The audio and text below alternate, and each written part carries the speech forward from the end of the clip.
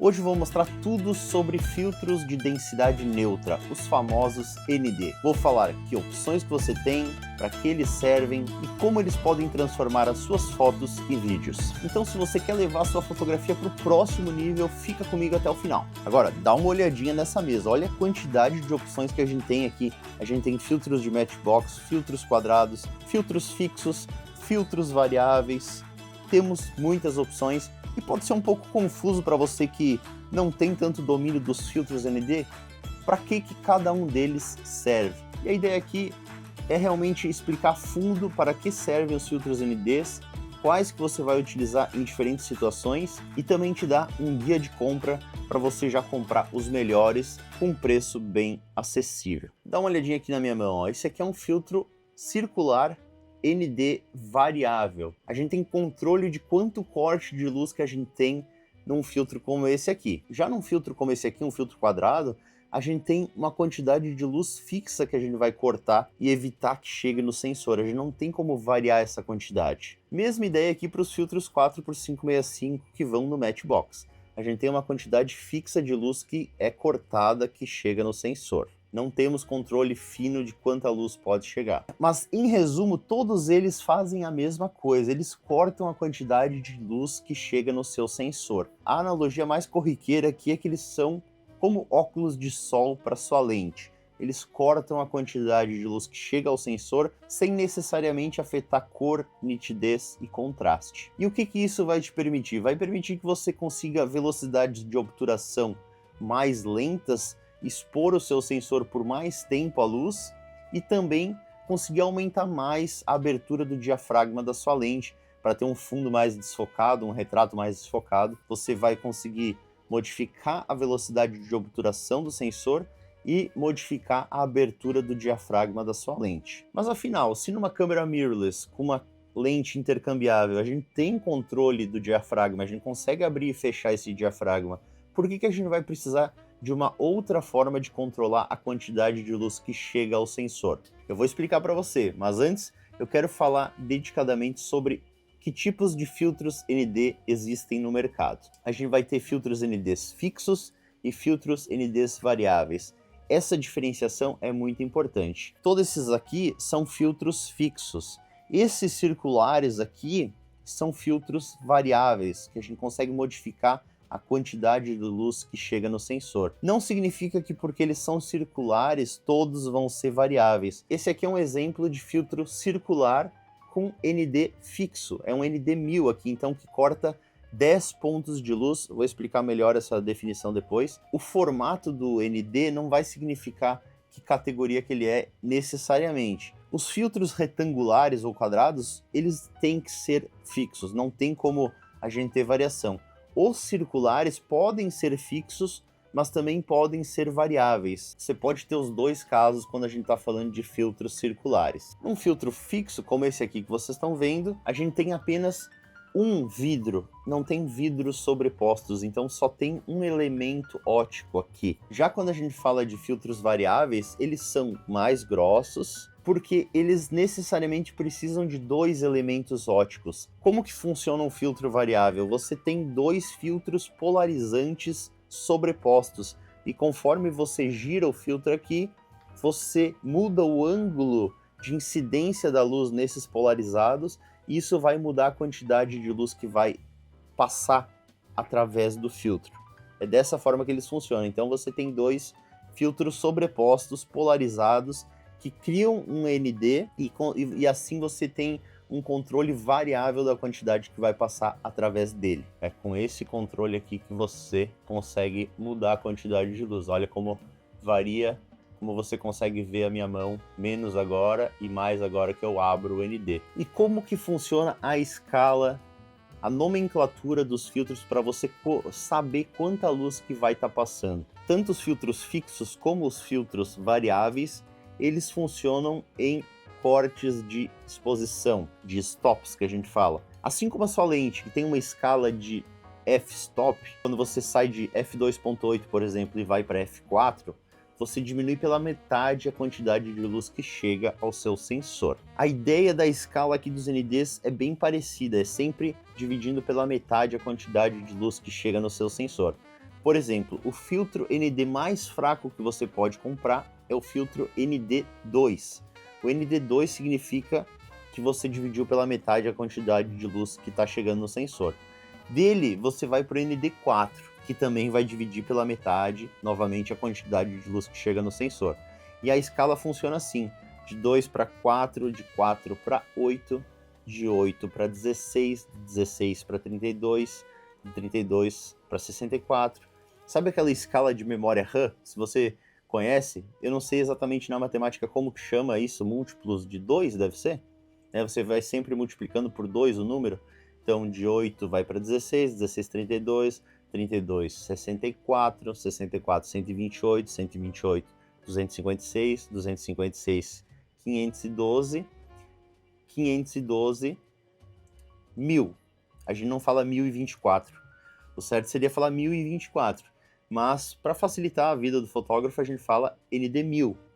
E aí depois começa da mesma forma. ND1000, ND2000, ND4000, ND8000, ND16000, ND32000, certo? Quando a gente chega no ND1000, a gente já cortou 10 vezes a quantidade de luz que chega ao seu sensor.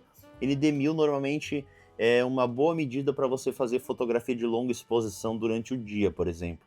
Num dia ensolarado, você vai conseguir 10, 15 segundos em f8, talvez, com ISO base ali. Ou seja, os NDs 1000, acima de 1000, eles são para ou você fazer fotografia de longa exposição, ou filmar o sol, por exemplo, algo muito claro mesmo que você precisa filmar, que você vai precisar de NDs tão altos. Quando a gente está falando de filmagem, normalmente a gente está falando de NDs até 128, 64, 32, esse tipo de número que você vai precisar para filmagem, para ter o desfoque de movimento correto, que eu vou falar para vocês também. A gente tem outro tipo de filtro que não está aqui na mesa, que é o ND graduado.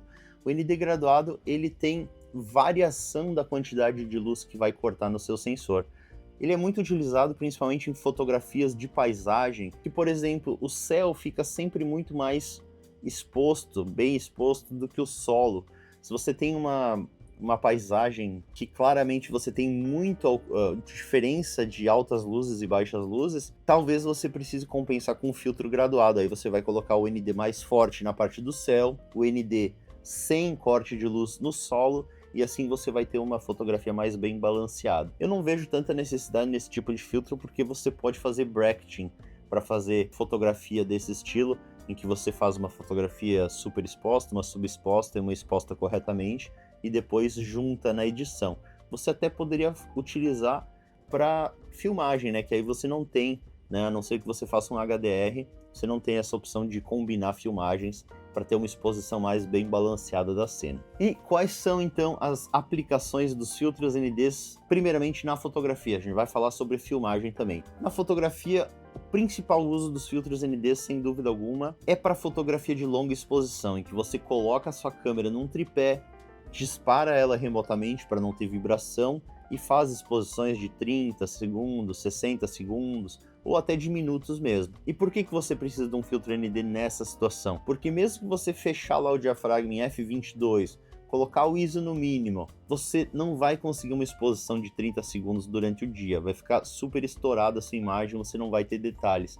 Você precisa mais um corte de luz ali na frente da sua lente para você conseguir esse nível de exposição, esses tempos de exposição mais longos. Se você nunca fez fotografia de longa exposição, eu recomendo, é muito legal.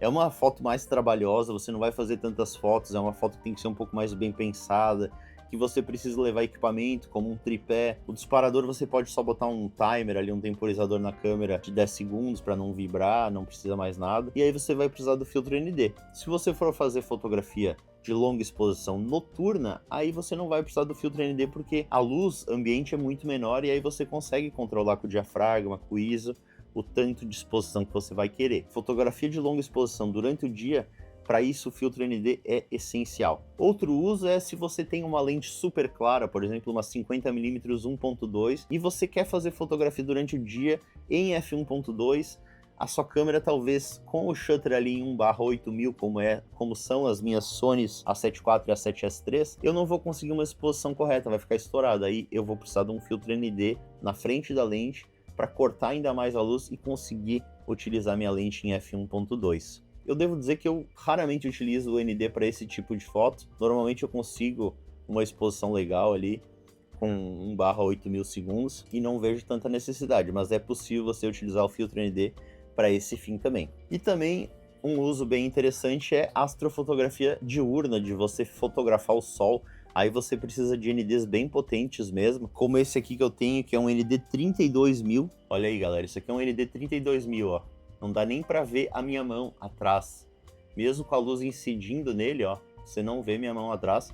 Se é 32.000 de ISO, o cálculo que você tem que saber para ver quantas vezes você corta a luz, normalmente eu começo do 1000, que eu já sei que são 10, e aí depois vai pro 2000, 4000, 8.000, 16.000, 32.000. Então, a gente tem 15 stops. Além do 10, a gente tem mais 5 stops. Esse aqui vai cortar 15 stops de luz, tá? E se você tem filtros quadrados, você vai ter um holder, um dispositivo que segura os seus filtros, como esse aqui. E aí você vê que tem 2 slots para você botar os filtros aqui. Então, você pode combinar. Eu poderia botar o meu ND 1000 com o meu ND 32000, e aí ter 25 cortes de luz. Nem para o sol acho que vai ser útil isso, porque nem para o sol eu vou conseguir uma exposição boa, acho que vai ficar muito escuro. Teria que fazer o teste, acho que era um teste bom, né? Em Floripa faz tempo que eu não vejo o sol, mas quando sair acho que eu vou fazer. Então você tem como combinar os filtros ali quando você tem um holder, quando você tem um matchbox como esse aqui, que eu vou falar também sobre ele. Aqui também eu consigo combinar 2 filtros 4x565 aqui dentro. Agora a gente tem que falar um pouquinho sobre as aplicações no vídeo. O vídeo eu acho que é um pouquinho mais complicado de entender para que serve o filtro ND. E eu fiz uma exemplificação ali, me filmando aqui no meu cenário, em diferentes velocidades de obturação. Perceba, o frame rate está igual, 24 fps. Então, eu tenho exatamente o mesmo frame rate, ou seja, são 24 quadros sendo capturados a cada segundo. Só que eu mudei a velocidade que cada um desses quadros é exposto à luz. Quanto mais curto esse tempo, menos desfoque de movimento você tem, como você está vendo ali. Quando eu faço para 1/200 avos de segundo, as minhas mãos, quando eu balanço ali, ficam super nítidas. E quando eu coloco lá em 1/24 avos de segundo, a minha mão fica bem borrada. E você pode pensar, você que é fotógrafo, mais nítido é melhor. Só que não. A gente está acostumado no cinema, os nossos olhos, o movimento, a ver um pouco desse desfoque de movimento entre os quadros. Dá esse ar cinematográfico você ter um desfoque correto. E qual que é exatamente o desfoque correto? Quando que é muito desfoque de movimento? Quando que é pouco demais desfoque de movimento? Para isso você tem que entender a regra dos 180 graus. A regra dos 180 graus se refere a uma relação entre a taxa de quadros em que você está filmando e a velocidade de obturação. A regra simples é que sempre você tem que dobrar a velocidade de obturação em relação à taxa de quadros. Por exemplo, se você está filmando em 24 quadros por segundo, o correto é botar 48, 1/48 avos de segundo. A maioria das câmeras mirrorless não tem 1/48 avos de segundo, ela tem 1/50 avos de segundo. E aí você arredonda para 1/50 avos de segundo. Se você estiver filmando a 30 frames por segundo, você vai botar 1/60 avos de segundo. Se estiver filmando em 120 quadros por segundo, você vai botar 1/240 avos de segundo. Dessa forma, dobrando em relação à taxa de quadros, você vai ter a relação correta do cinema, que o cinema utiliza. Essa regra dos 180 graus, ela vem da época que existiam obturadores de discos rotativos. Então imagina um disco girando aqui e expondo o filme, na época, né, o filme aqui, e ele era um semidisco, então só metade do disco cobria, quando ele girava, o filme. E a outra metade fazia a exposição do filme. Isso fazia com que a gente tivesse essa exposição dobrada da taxa de quadros. Hoje em dia a gente tem obturadores eletrônicos na filmagem, então a gente pode variar muito esse nível de exposição, inclusive ir abaixo de 1/24 avos de segundo, porque se a gente pensar que a gente está capturando 24 quadros por segundo, a gente pensaria que a velocidade máxima de exposição para cada quadro seria 1/24 avos de segundo, né? Porque a gente está dividindo isso pelo número de frames. só que câmeras modernas conseguem diminuir isso. Por exemplo, a minha Sony A7S III consegue ir até 1/4 avos de segundo, com interpolação de quadros, diminuindo um pouco o frame rate, eles conseguem criar uma simulação de um desfoque bem maior que seria possível fisicamente. Então as câmeras hoje em dia evoluíram muito nessa questão de possibilidades desses ângulos de filmagem, de ter mais ou menos desfoque. E assim, não é obrigatório seguir essa regra dos 180 graus, inclusive o cinema não utiliza ela muitas vezes. Por exemplo, se você quiser capturar imagens de explosões com mais detalhes, que você quer ver a poeira subindo e tal, você vai querer um shutter mais rápido para pegar esses detalhes. Outro caso é em câmera lenta, por exemplo. Eu consigo identificar quando uma cena do cinema vai vir em câmera lenta. Parece engraçado, eu nunca vi ninguém falando sobre isso, mas como o começo do take às vezes está em velocidade normal, digamos, ele está sendo reproduzido em 24 frames por segundo, só que o shutter está bem alto porque foi gravado, digamos, em 240 fps, você percebe que está muito staccato ali, muito nítida a imagem, e eu falo assim, quando eu estou assistindo com a minha esposa, vai vir uma cena de câmera lenta, e eu sempre acerto, porque eles começam o take com velocidade normal e desaceleram depois, e aí obviamente o obturador está setado para essa cena em câmera lenta, para você ter o motion blur correto na câmera lenta, senão ficaria muito borrado ali você filmar com super frame rate e velocidade lenta do obturador. Então, se você observar bem, observa quando vier uma cena de câmera lenta, antes dela ficar lenta, como você consegue perceber que o shutter ali tá super rápido, tá muito nítido, tudo fica estranho. E agora, com tantas opções disponíveis no mercado, como é que a gente escolhe o filtro ND? O que você tem que observar num filtro ND para saber se ele é bom ou se ele é ruim? Alguns critérios principais são nitidez. Você não quer que o filtro ND afete a nitidez da sua lente. Muitas vezes você investe uma grana alta na lente, na câmera com sensor de alta resolução, e se você botar um filtro ND de baixa qualidade, você vai matar toda a sua câmera, toda a sua lente. Se o vidro for de baixa qualidade, não vai chegar nitidez no seu sensor. Eu tenho algumas sugestões de filtros que eu testei aqui, que eu vi que são muito bons para você comprar, tá? A nitidez é só um dos pontos, você tem que ver também o color cast, ou seja, se esse filtro neutro realmente é neutro. Eu posso te afirmar que sempre vai ter uma pequena variaçãozinha, mesmo nos filtros de cinema, vai puxar um pouquinho para o magenta ou para o verde, vai puxar um pouquinho para o quente ou para o frio. Isso sempre acontece, só que o filtro de qualidade ele varia muito, muito pouco, praticamente imperceptível. Eu sempre faço os testes aqui no meu estúdio com luz constante, com um checker da Datacolor ali, para ver as cores realmente, para analisar a qualidade dos filtros, tá? As minhas sugestões aqui em filtros para fotografia de longa exposição seriam, sem dúvida nenhuma, o kit de filtros quadrados da KNF Concept. Você vai ter uma qualidade absurda. É muito importante que você não tenha variação entre os filtros também aqui. Então você vai ter uma similaridade entre as cores, entre os cortes muito precisos de luz também. Então esse kit aqui é espetacular, sem dúvida alguma não é barato, mas é o melhor que você pode comprar para fazer fotografia de longa exposição. E claro, comparado com outras marcas aí, bem conceituadas, os filtros da KNF Concept são bem mais baratos, tá galera? Então para fotografia de longa exposição, sem dúvida eu recomendaria o sistema aqui de filtros quadrados. E esse holder deles aqui que é muito legal, que tem inclusive um filtro polarizado aqui, filtro polarizado para você tirar reflexos indesejados, ter cores mais vibrantes, bem legal, que você consegue rodar aqui e mudar a quantidade de polarizado que você tem na sua imagem. Agora, para vídeo estilo guerrilha, que é só você filmando, eu recomendo muito um filtro variável como esse aqui. Eu não cheguei a comentar no vídeo, mas claro, filtros variáveis, eles vão ter algumas desvantagens. Eles não vão ser normalmente super nítidos como são os filtros fixos, que tem só um elemento ótico ali na frente. Eles vão ter um pouco mais de variação também nas cores. Mas esse filtro aqui em específico, ele é espetacular.